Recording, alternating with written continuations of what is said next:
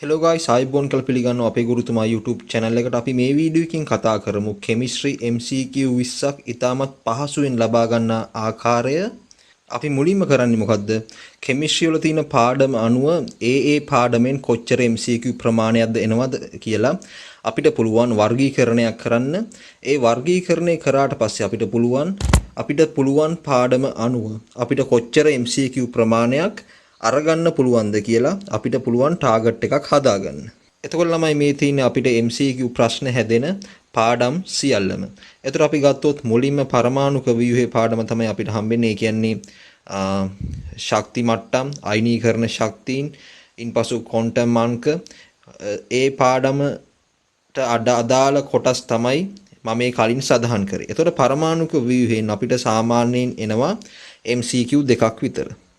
ඉන්පසු අපි ගියොත් රසායනික බන්ධන, ඒ කියන්නේ ද්විතීයික අන්තර්ක්‍රියා, හයිඩ්‍රජන් බන්ධන, ඉන්පසු මුහුම්කරණය, බන්ධන කෝණ, සංප්‍රයුක්ත ව්‍යුහ, අන්න ඒ පාඩමෙන් අපිට සාමාන්‍යයෙන් ලැබෙනවා මුළු පේපරේ ප්‍රශ්න 50න් MCQ 5ක් හෝ 4ක ප්‍රමාණයක් අපිට ලැබෙනවා. ඊට පස්සේ අපි ගියොත් රසායනික ගණනයේ කොටසට. රසායනික ගණනයේ කොටසෙන් අපිට සාමාන්‍යයෙන් එනවා රෙඩොක්ස් ප්‍රතික්‍රියා සහ සාන්ද්‍රණ අදාළ කරගෙන කරන ලබන සියලුම රසායනික ගණනය කිරීම වලින් අපිට ලැබෙනවා MCQ 3ක් විතර. ඊට පස්සේ අපි ගියොත් පදාර්ථය හා වායු අවස්ථාවලට. පදාර්ථය හා වායු අවස්ථා පාඩමෙන් අපි දන්නවා බොයිඩ් නියමයේ, චාල්ස් නියමයෙන් පසු පරිපූර්ණ වායු වල හැසිරීම, ඉන්පසු චාලක අණුක වාදය, එම කොටස් වලින් අපිට ලැබෙනවා සාමාන්‍යයෙන් MCQ දෙකක් විතර අපිට එන්න පුළුවන්.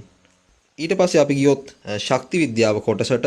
ශක්ති විද්‍යාව කොටසේදී ප්‍රධාන වශයෙන් බෝන්-හේබර් චක්‍ර, ඉන්පසු එන්ට්‍රොපිය, එන්තැල්පිය, ගිබ්ස් ශක්තිය ප්‍රධාන වශයෙන් ගත්තොත් සමීකරණයක් විදිහට ඩෙල්ටා G සමානයි ඩෙල්ටා H ඍණ T වාරයක් ඩෙල්ටා S කියන සමීකරණය හුඟක් වෙලාවට පාවිච්චි වෙනවා. ඉන්පසු ස්වයං සිද්ධතාව තීරණය කරන්න හුඟක් MCQ වෙන්න පුළුවන්. එතකොට මේ ශක්ති විද්‍යාව පාඩමෙන් මූලික වෙන්න පුළුවන් MCQ 7ක් පමණ අපිට ලැබෙන්න පුළුවන්. ඉන්පසු අපි ගියොත් ඉනෝගනික් පාඩමට. අකාබනික රසායනයට. අකාබනික රසායනෙනුත් අපිට හම් වෙනවා SPD ගොනු 3ෙන් අපිට ලැබෙන්න පුළුවන් MCQ 7ක සහ 8ක ප්‍රමාණයක්. ඉන්පසු අපි ගත්තොත් කාබනික රසායනය, ඕගනික් කෙමිස්ට්‍රි වල අපිට ලැබෙනවා MCQ 11ක්. ඕගනික් නාමකරණයේ සහිතව අපිට MCQ 11ක් විතර එන්න පුළුවන්. ඊට පස්සේ අපි ගියොත් විද්‍යුත් රසායනෙන් එක MCQ එකක් අනිවාර්යෙන් එනවා. විද්‍යුත් ගාමක බලය සොයන්න හෝ නැත්නම් සම්මත අංකණයෙන් කෝෂයක් නම් කරන්න, නැත්නම් විද්‍යුත් රසායනික ශ්‍රේණියෙන් හෝ නැත්නම් යම්කිසි කෝෂයක හැසිරීම නිරූපණය කරන්න. ඒ කියන්නේ උෂ්ණත්වය වැඩි කරාම මොකද්ද වෙන්නේ? සාන්ද්‍රණය වැඩි කරාම මොකද්ද වෙන්නේ? යම්කිසි විද්‍යුත් විච්ඡේදයක ඒ වගේ ප්‍රශ්නයක් අපිට එන්න පුළුවන්. ඒ වගේම මූලිකව ගත්තොත් කර්මාන්ත රසායනයේ පාඩමෙන් සහ පරිසරය අන්තිමටම තියෙන පාඩම් දෙක. ඔය පාඩම් දෙකෙන් ප්‍රධාන වශයෙන් එන්න පුළුවන් MCQ 5ක් විතර. 5ක් හෝ 6ක ප්‍රමාණයක් එන්න පුළුවන්. ඒතර මම ඕගලන්ට ඊළඟට ඒ වගේම පෙන්වන්නම් කර්මාන්ත රසායනයෙන් හුඟක් වෙලාවට අහන ප්‍රශ්නයක් සහ ඉන්පසු පරිසරයෙන් හුඟක් වෙලාවට එන්න පුළුවන් කොටස් සම්බන්ධයෙන්. ඉන්පසු අපි අවසාන වශයෙන් ගියොත් රසායනික සමතුලිතතාව. මේ පාඩමෙන් අපිට අනිවාර්යෙන් එනවා MCQ 9ක් විතර අපිට එන්න පුළුවන්. ඉන්පසු අවසාන පාඩම තමයි චාලක රසායනය. මේ චාලක රසායනෙන් එන්න පුළුවන් අනිවාර්යෙන් MCQ 1ක් හෝ 2ක් අනිවාර්යෙන් එන්න පුළුවන්. එතකොට මෙන්න මේ වගේ ස්ට්‍රක්චර් එකකට තමයි ඔයගොල්ලන්ගේ MCQ පේපරේ හැදෙන්නේ. මම එතකොට ඊළඟට ඔයගොල්ලන්ට පෙන්නනවා රසායනික සමතුලිතතාවයෙන් හුඟක් වෙලාවට අහන ප්‍රශ්න මොනවද කියලා. අපි දැන් ගියොත් රසායනික සමතුලිතතාව පාඩමට. මේ රසායනික සමතුලිතතාව පාඩමෙන් හුඟක් වශයෙන් එන්න පුළුවන් pH පාඩමෙන් ප්‍රශ්න හැදෙනවා. ඊට පස්සේ රවුල් නියමයෙන් ප්‍රශ්න හැදෙනවා. ඒ වගේම KP KC පාඩමෙන්, ඒ කියන්නේ රසායනික සමතුලිතතාව මුලින්ම තියෙන පාඩම, ඒකෙනුත් ප්‍රශ්න හැදෙනවා. අනිවාර්යෙන් ඒතර ගත්තොත් මේ pH පාඩමෙන් MCQ 5ක් විතර එන්න පුළුවන්. ඒතර රවුල් වලින් අනිවාර්යෙන් එක MCQ එකක් හෝ දෙකක් හැදෙන්න පුළුවන්. ඒ වගේම KP KC පාඩමෙනුත් හැදෙන්න පුළුවන් MCQ එකක් හෝ දෙකක ප්‍රමාණයක්. ඒ වගේම KSP පාඩම, ඒ කියන්නේ ද්‍රව්‍යතා ගුණිත පාඩම, එම පාඩමට අදාළ වෙන රසායනික සමතුලිතතාවට KSP පාඩමිනුත් අනිවාර්යෙන් MCQ එකක් නම් අනිවාර්යෙන්ම එනවා.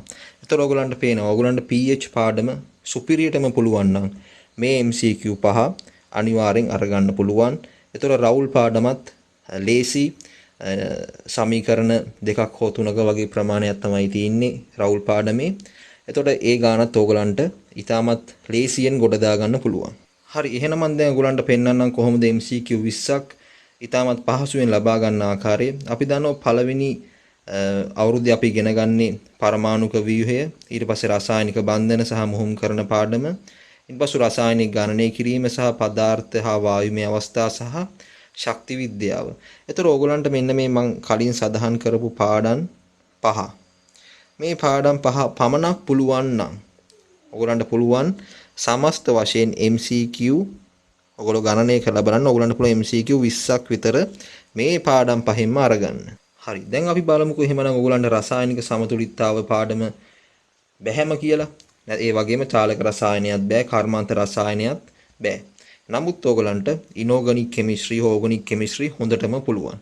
එහෙම වුණොත් ඕගලන්ට තවත් පුළුවන් මේ MCQ 20ට එකතු කරගන්න තවත් MCQ 18ක් හෝ 19ක් විතර. ඒතර සමස්ත වශයෙන් ඕගලන්ට පුළුවන් MCQ 38ක් විතර අරගන්න. ඒතර මේ MCQ 38 කියන්නේ එහෙකට තියෙන්න ඕන අවම MCQ ප්‍රමාණය. ඉන්පස්සේ අපි හිතුවොත් යම්කිසි ළමයෙක් ඉඳියොත් එයාට ඉනෝගනික් කෙමිස්ට්‍රි සහ ඕගනික් කෙමිස්ට්‍රි වල ප්‍රතික්‍රියා මතක තියාගන්න අමාරුයි. නැත්නම් කිසිම තැනකින් මේ ඉනෝගනික් පාඩම හරි නැත්නම් ඕගනික් පාඩම හරි කෙරිලා නැහැ. එතකොට ඒ වගේ ළමයට පුළුවන් මේ රසායනික සමතුලිතතාව පාඩම හොඳින් ගොඩ දා ගන්න. එතකොට මේ රසායනික සමතුලිතතාව පාඩම අපි හොඳටම කරොත් අපිට හම්බ වෙනවා MCQ 9ක්. එතකොට චාලක රසායනෙන් MCQ එකක් හම්බ වෙනවා. එහෙනම් සම්පූර්ණ වශයෙන් MCQ 10යි. විද්‍යුත් රසායනයත් පුළුවන් MCQ 11ක් විතර පුළුවන් වෙනවා. එහෙනම් අපිට මේ ඉනෝගනික් සහ ඕගනික් පාඩම් රහිතව පුළුවන් සම්පූර්ණ වශයෙන් MCQ 31ක් විතර අරගන්න. මේ MCQ 31ක් කියන්නේ අපිට පුළුවන් B1කට ටාගට් කරන්න සෙකන්ඩ් පේපරෙත් යම් ලකුණු ප්‍රමාණයක් අරගෙන. එතකොට ළමයි ඔයගලන්ට පේනවා මම මේ ඔයගලන්ට පෙන්වුවේ ගන්න පුළුවන් අවම ලකුණු ප්‍රමාණය. එතකොට ඔයගොල්ලෝ කලබල වෙන්න දෙයක් නැහැ. මට ඉනෝගනික් පාඩම බෑ නැත්නම් ඕගනික් පාඩම බෑ. මට pH පාඩම බෑ. ඒ වගේ යම්කිසි පාඩමක් බැරි වුණා කියලා කලබල වෙන්න දෙයක් නැහැ. ලකුණු ගන්න ඕන තරම් ක්‍රම තියෙනවා. ඔයගලන්ට අවශ්‍ය වෙන්නේ ඒ ඔයගොල්ලෝ දන්න හොඳටම දන්න පාඩම් වලින් උපරිම ලකුණු රැස් කරගෙන ඉන්පසු අනෙකුත් පාඩම් වලින් කියන්නේ අමාරු පාඩම් වලින් අනුමාන කරලා හරි ඒ MCQ ගොඩ දාගත්තොත් ඔයගලන්ට පුළුවන් මම මේ පෙන්නපු ප්‍රමාණයට වඩා වැඩි ලකුණු ප්‍රමාණයක් අරගන්න ඔයගලන්ට අනිවාර්යෙන් පුළුවන්. අපි දැන් බලමු එහෙමනම් MCQ පේපරේ ලියද්දී ඔයගොල්ලෝ අත්‍යවශ්‍යයෙන් වැදගත් වෙන්න ඕන කරුණු සම්බන්ධයෙන් පළවෙනි කරුණ තමයි ඕගලන්ට පේපරේදී තියෙන පළවෙනි MCQ 11 12 ලේසි. එතකොට ඕගලන්ට මේ MCQ 11 නැත්නම් 12 හැදෙන්නේ ප්‍රධාන වශයෙන් පළවෙනි පාඩමෙන්, ඉන්පසු රසායනික ගණනය කිරීම වලින්, ඊට පස්සේ රසායනික බන්ධන, මුහුම්කරණය, ඒ වගේ පාඩම් වලින්, ඉන්පසු තව ඕගලන්ට MCQ එකක් එන්න පුළුවන් කාබනික සංයෝග නාමකරණයේ MCQ එකක් මේ පළවෙනි MCQ 11 සහ 12 අතරට කරන් එන්න පුළුවන්.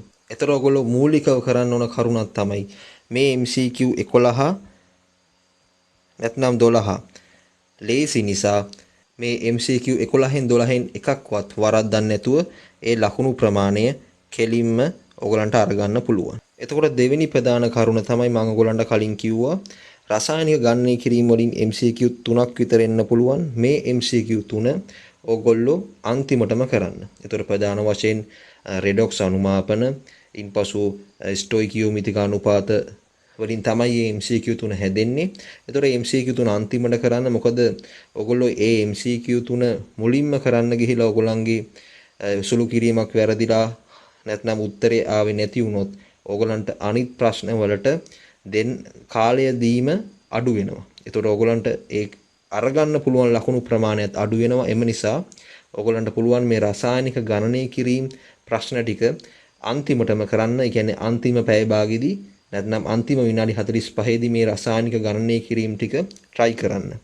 ඒතර ඕගොල්ලෝ මේ පේපරේදී මුලින්ම කරන්න ඕන මොකද්ද? පළවෙනි පැය තුල කියවලා කරන්න තියෙන ප්‍රශ්න ටික කරන්න. ඒ කියන්නේ පළමු ප්‍රශ්න 30 ඉඳන් 40 වෙනකන් ඕගොල්ලන්ට තියෙනවා සත්‍ය අසත්‍ය තෝරන්න. එතකොට ඒ ප්‍රශ්න 10 කරන්න පුළුවන්. ඉන්පසු අන්තිමටම තියෙන වගුව පළමු ප්‍රකාශය නිවැරදි, දෙවෙනි ප්‍රකාශය නිවැරදි. අන්නේ ප්‍රශ්න 10ත් කරන්න පුළුවන් පළවෙනි පැය ඇතුළත. ඒතර ඕගොල්ලන්ගේ පළවෙනි පැයේදී කරන්න ඕන ප්‍රධානම දේ තමයි ඔළුව කලබල කරගන්න නැතුව ගන්න පුළුවන් උප්පරිම ලකුණු ප්‍රමාණය පළවෙනි පැය තුල අරගන්න ඕන. එහෙනම් ඔයගොල්ලන්ට ලකුණු ගන්න ලේසිම ක්‍රමය තමයි මේ රසායනික ගණනය කිරීම කොටස් අන්තිමටම කරලා කියවලා කරන්න තියෙන ප්‍රශ්න ටික මුලින් කරගෙන යන්න. අපි එහෙනම් දැන් බලමු පළවෙනි පැය ඇතුළත ඔයගොල්ලෝ කොච්චර MCQ ප්‍රමාණයක් කරන්න ඕනද කියලා. ඔයගොල්ලන්ගේ ටාගට් එක A1ක් නම් අනිවාර්යෙන් ඔයගොල්ලන්ට පළවෙනි පැය ඇතුළත MCQ 29ක් හෝ 30ක ප්‍රමාණයකට අනිවාර්යෙන් ටාගට් කරන්න වෙනවා.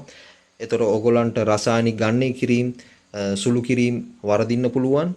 එම නිසා ඔයගොල්ලන්ට පුළුවන් ඒවා අන්තිමටම කරලා මම අර කලින් කිව්වා වගේ කියවලා කරන්න තියෙන ප්‍රශ්න ටික කරලා පළවෙනි පැය ඇතුළත MCQ 30කට කිට්ටු වෙන ප්‍රමාණයක් රැස් කරගන්න පුළුවන්. එතකොට ඔයගොල්ලන්ට පුළුවන් අන්තිම පැයේදී කිසි කලබලයක් නැතුව තව MCQ 10ක් ඒගොල්ලට එක්කව කරගෙන සම්පූර්ණ වශයෙන් MCQ 40ක් හෝ 45ක් 45ත් අතර ප්‍රමාණයක් අරගෙන ඒහෙකට පාර හදා ගන්න පුළුවන්. අපි ඒතර ගත්තොත් රසායනික ගණනය කිරීම MCQ එකකට අනෙකුත් සාමාන්‍ය නිකන් කියවලා කරන්න තියෙන MCQ එකකට වඩා සම්පූර්ණ වශයෙන් මේ රසායනික ගණනය කිරීම MCQ එකකට මිනිත්තු 4ක් 5ක් අතර ප්‍රමාණයක් අවම වශයෙන් යනවා. සමහර MCQ වලට රසායනික ගණනය කිරීමේ මේටත් වඩා වැඩි කාලයක් යන්න පුළුවන්. එම නිසා ඔයගොල්ලෝ කරන්න ඕන මම කලින් කිව්වා වගේ කියවලා කරන්න තියෙන ප්‍රශ්න ටික